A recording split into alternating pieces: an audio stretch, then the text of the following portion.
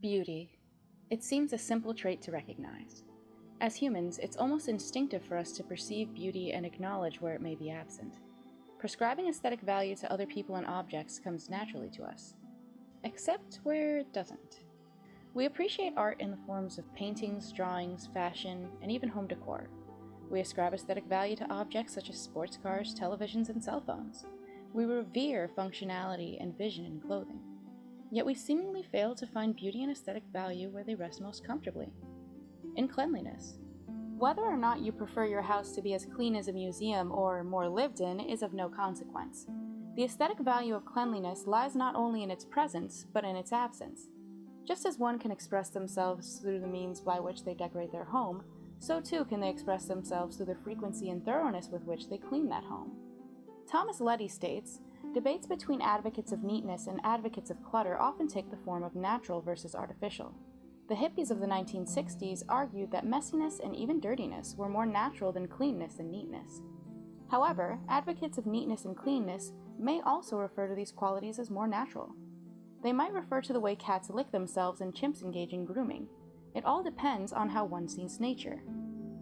It is evident that the aesthetics of cleanliness aren't as black and white as they seem. Rather, one's level of cleanliness could correlate with their manner of self-expression. If you've ever had a friend whose room was in disarray, but they had no trouble finding anything within it, then you may understand what is being referred to here. The personality or mental state of the person in the living space can often be depicted through their treatment of that space.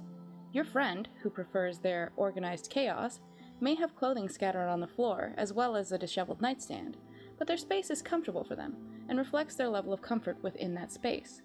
For all the clutter that you may see, it doesn't bother them, as it's almost seen as part of the decor.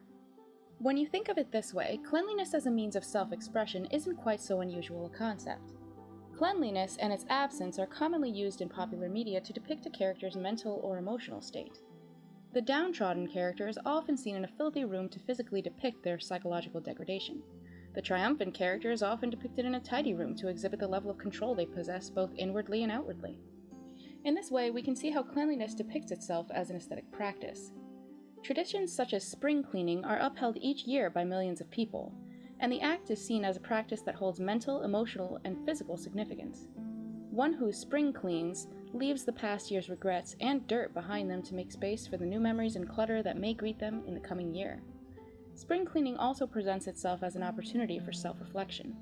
Throwing away one's meaningful items and changing the entire arrangement of one's living space takes a great deal of control and thoughtfulness. Not only this, but cleaning as an aesthetic practice is also commonly executed in Japan.